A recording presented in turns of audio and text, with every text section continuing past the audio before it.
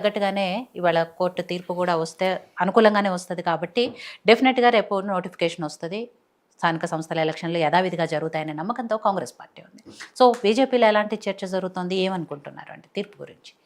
ముందుగా యోయోటి ప్రేక్షకులు అలాగే బచ్చు శ్రీనివాస్ గారికి, గంధం రామలన్న గారికి నమస్కారం. అయితే ఇక్కడ ఏదేమైనా ఉన్నా కానీ జరుగుతున్నటువంటి పూర్తి పరిణామాలను చూస్తూ ఉంటే ఈ గత 2 నెలల నుంచి ఎప్పుడైతే వాళ్ళు పీసీ కులగణన చేసారో కులగణన చేసినప్పటి నుంచి ఉన్నటువంటి మార్పుల్ని ప్రతిరోజు అన్వేషిస్తూ ఉన్నాం కదా. ఆ పార్టీలో ఉన్నటువంటి నాయకులే ఆ కులగణన మీదే వ్యతిరేకించి అనేక సందర్భాలు మాట్లాడి ఇది అంతే ఉంటుంది, అంతే వస్తుంది, అంతే రాదు అనే అనేక సందర్భాలు జరిగినాయి. అయితే వాస్తవానికి ఒక విషయం ఏంటంటే వీళ్ళు ఇలా 42% రిజర్వేషన్ ప్రభుత్వంగా ప్రకటిస్తుంది అనకన్నా స్థానిక సంస్థల ఎన్నికల్లో గతంలో అనేక సందర్భాల్లో 52, 53, 58% కూడా బీసీలు తీసుకున్నారు. ఎట్లాంటి జనరల్ స్థానాల్లో కూడా బీసీలు నిలబడే దాఖలాలు ఉన్నాయి. అక్కడక్కడ ప్రాంతాల్లో ఉన్నటువంటి పరిస్థితులు 566 ఎంపీటీసీ జెడ్పీటీసీ స్థానాల్లో ఆయా ప్రాంతాలకు సంబంధించినటువంటి పరిస్థితుల ప్రభావం అక్కడక్కడ ఉన్నటువంటి నాయకులు బీసీలు అనేక సందర్భాలు ఎక్కువ నిలబడ్డ దాఖలాలు ఉన్నాయి. ప్రత్యేకంగా 42% అనేటువంటి అంశం ఏదో ప్రజల్లో ఒక వాతావరణాన్ని చేసుకునేటువంటి ప్రయత్నమే ప్రభుత్వం చేస్తుంది. సరే, ప్రభుత్వం అన్ని అడుగులేసి ముందుకెళ్ళి బీసీల పక్షాన్ని నిలబడుతుంది. మొదటి నుంచి అంటా ఉన్నాం, ఆ నిజమైనటువంటి బీసీల వాటా ఎంత? అందులో మీరు ముస్లింలను కలిపారు, మైనార్టీలను కలిపారు. దాంట్లో మైనార్టీలు బీసీలు నష్టపోతూ ఉన్నారు అనే అంశం మీద చాలా సందర్భాలు మాట్లాడి దాని గురించి ఎక్కడ తేల్చింది లేదు, ఎక్కడ మాట్లాడింది లేదు. ప్రభుత్వం వాళ్ళ వైఖరి ఉంది. సరే, సంతోషం. భారతీయ జనతా పార్టీ కూడా బీసీల పక్షాన్ని నిలబడ్డది. ఎక్కడ కూడా మేము వ్యతిరేకించినటువంటి దాఖలాలు లేదు. వాళ్ళు ఇక్కడ చెప్పినటువంటి బిల్లు కూడా సంపూర్ణంగా ఇచ్చేసినాము. అయితే కేంద్రం ఉన్నటువంటి పరిస్థితుల్లో కొన్ని దేశవ్యాప్తంగా ఉన్నటువంటి అంశాలు వేరు. ఒక్కొక్క దేశంలో ఇక్కడ ఉన్నటువంటి బీసీ అక్కడ ఓసీగా ఉన్నారు. కొన్ని దేశాలు అక్కడ ఉన్నటువంటి రాష్ట్రాల్లో ఉన్నటువంటి బీసీలు, అంటే దేశవ్యాప్తంగా ఉన్నటువంటి అంశం వేరు, రాష్ట్ర పరిధిలో ఉన్నటువంటి అంశం వేరు. అయితే వీళ్ళు ఒకవేళ పూర్తిగా కరెక్ట్ చేయాలనుకో డెడికేషన్ కమిటీ వేసేది ఉండే అన్ని జిల్లాల్లో, ఏదైతే ఉన్నటువంటి అన్ని జిల్లాల్లో 31 జిల్లాలో డెడికేషన్ కమిటీ వేసారు కదా, డెడికేషన్ కమిషన్ వేసారు కదా. అది పూర్తి స్థాయి దాని రికార్డ్స్ కూడా ఎక్కడ లేదు. సరే, అది మా పబ్లిక్ డొమైన్లో అయితే లేవు. అన్న ఏదైనా పర్సనల్గా వాళ్ళకి ఏముందో కానీ పబ్లిక్ డొమైన్లో అయితే లేవు. దాన్ని ఇలా కోర్టు అడిగినా కానీ వాళ్ళు ఏం చెప్పలేకపోయారు దాని విషయం మీద కూడా. దాని విషయం వాళ్ళ వాదన వేరే ఉంది కోర్టు. అయితే ఏదేమున్నా కానీ ఒకటైతే వాళ్ళు పూర్తి స్థాయిగా ప్రభుత్వము పూర్తి స్థాయిగా నెగ్గుతుంది అనేటువంటి అంశం. ఎందుకంటే వాళ్ళు గతంలో ఒక అడుగు ముందేసి ఇచ్చిన ఇవ్వకపోయినా మా పార్టీ తరఫు నుంచి మేము 42% ఇస్తాం, స్వాగతిస్తున్నాం. దాంట్లో భారతీయ జనతా పార్టీ ముమ్మాటికి మేము స్వాగతిస్తాం, దాంట్లో ఏమాత్రం సందేహం లేదు.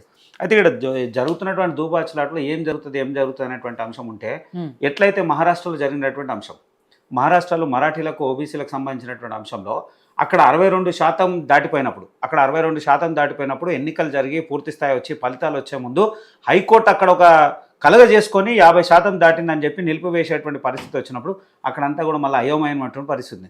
మళ్ళీ ఇలా తెలంగాణ రాష్ట్ర పరిస్థితి ఏంది? అదే పరిస్థితి పునరుకం కావాలనే గ్యారెంటీ ఏముంది? అట్లనే ఇక్కడ రిపీట్ అయితే ఎట్లా? అంటే ప్రభుత్వం ఏం ఆలోచిస్తుంది?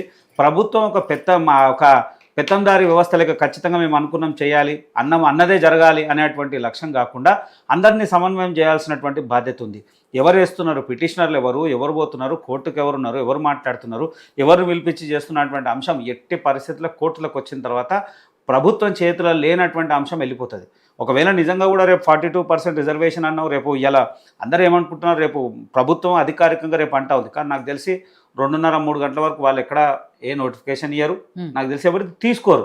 ఎందుకంటే ప్రభుత్వం రేపు కూడా ఫస్ట్ షెడ్యూల్ అంటే ఫస్ట్ అవర్స్ అయిపోయేదాకా అంటే కోర్టు ఏం తీర్పిస్తుంది? ఒకవేళ ఎగ్నెస్ట్ చేసినటువంటి బీసీలకు ఎగ్నెస్ట్ చేసినటువంటి పిటిషన్ కొట్టేస్తారా? మాధవరెడ్డి పిటిషన్ కొట్టేసారు అనుకోండి, ప్రభుత్వం నెగ్గినట్టే. ఆ పిటిషన్ కొట్టాలి కదా, పిటిషన్ నాకు తెలిసి కొట్టేస్తుండొచ్చు కూడా, దాంట్లో ఏం ఆశ్చర్యం లేదు. ప్రభుత్వం పూర్తిగా అనుకూలమైనటువంటి ప్రభుత్వం అన్నప్పుడు వారి వాదన వినిపించేటువంటి ప్రయత్నం చేసి వాళ్ళు ముమ్మాటికి సక్సెస్ అయినట్టు కనబడతా ఉంది. ఆ బీసీ నాయకులు అందరూ కూడా వాళ్ళు ప్రెస్ మీట్లో మాట్లాడుతున్నప్పుడు అనేక అంశాల్లో మాట్లాడారు.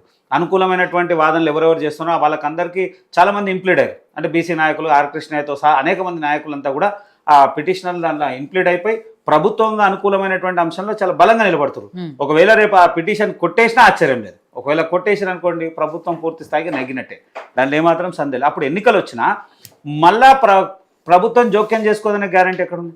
ఒకవేళ హైకోర్టు ప్రభుత్వం ఎన్ని మాట్లాడినా హైకోర్టు ఎన్నికలు అవన్నీ అయిన తర్వాత మహారాష్ట్రలో జరిగినటువంటి విషయం జరిగి మళ్ళీ ఆగిపోయింది అనుకోండి, మళ్ళీ అది యథావిధికి వచ్చేటువంటి పరిస్థితి ఉంది. ఎందుకంటే అక్కడ మహారాష్ట్రలో 62% అయితేనే ఆలోచించి 52%, ఇక్కడ 67% అవుతుంది.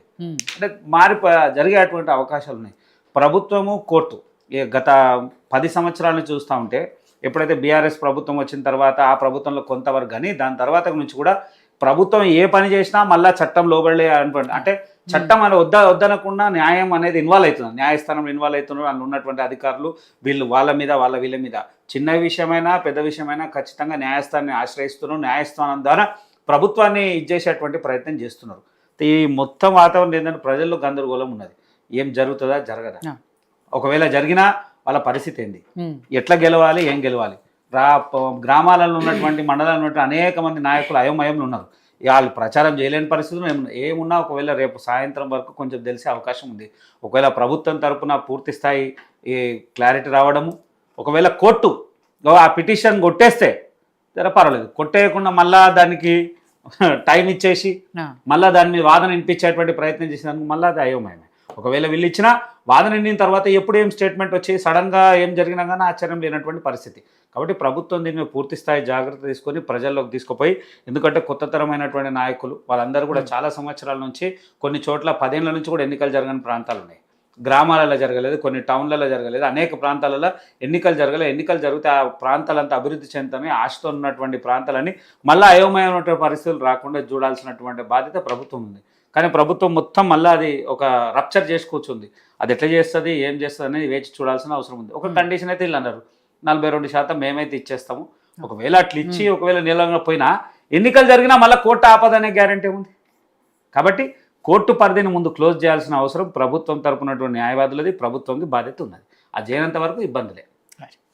రాములు గారు, ఎట్టి పరిస్థితుల్లో ఈ కేసు గెలుస్తాము, రేపు యథావిధిగా నోటిఫికేషన్ వెలువడుతుంది, అలాగే ఎలక్షన్స్ కూడా జరుగుతాయని పార్టీ కాంగ్రెస్ ప్రభుత్వం ధీమాగా చెప్తుంది. కానీ కోర్టు సరే ఏం చెప్తుంది, అనుకూలంగా వస్తుందా, వ్యతిరేకంగా వస్తే ఏం చేయాలి, అనుకూలంగా వస్తే ఏం చేయాలి, ఇవన్నీ కూడా రకరకాల అంశాలు చర్చకు వస్తున్నాయి. కాబట్టి మొదటి నుంచి కూడా 42% రిజర్వేషన్కి సంబంధించి కాంగ్రెస్ పార్టీ చేసిన కులగణన మీద అనేక విమర్శలు వచ్చాయి. సొంత పార్టీ నాయకులు విమర్శించారు, ప్రతిపక్షాలు విమర్శించారు, కొన్ని బీసీ సంఘాలు దాన్ని వ్యతిరేకించాయి, కొంతమంది ఆమోదించారు. ఇలా రకరకాలుగా కూడా జరిగాయి. తిన్మార్ మల్లన్న కూడా ఇవాళ ఒక విషయం చెప్పాడు. ఆయన కూడా బీసీలకు న్యాయం చేయడంలో రేవంత్ రెడ్డికి చిత్తశుద్ధి లేదు. ఒక రెడ్డి బీసీ రిజర్వేషన్ బిల్లుకు జీవో ఇస్తాడు, ఇంకో రెడ్డి కోర్టులో కేసు వేస్తాడు, ప్రభుత్వం తరపున వాదించడానికి రెడ్డి అడ్వకేట్ పెడతాడు. ఇలా అంటే కేసు ఎలా గెలుస్తుందని నమ్మాలి. ఇలా రకరకాలుగా కూడా వాదనలు వచ్చాయి. నిజంగానే రెడ్డి సంఘాల నాయకులు కొంతమంది కూడా కోర్టుకు వెళ్ళారు, పిటిషన్లు వేశారు. వీటన్నిటి నేపథ్యంలో రేపు తీర్పు ఎలా ఉండబోతోంది, కాంగ్రెస్ పార్టీ ఎంతవరకు ధీమాగా ఉంది, ఎలక్షన్స్ ఎంతవరకు జరుగుతాయనే దాంట్లో ఉన్నారు. ముందుగా యువటి ప్రేక్షకులకు ప్యానల్ ఉన్నటువంటి ఉన్న ప్రేమ్కాంత్ గారికి, బీఆర్ఎస్ పార్టీ నాయకులు బస్ శ్రీనివాస్ గారికి మీకు నమస్కారం మేడం.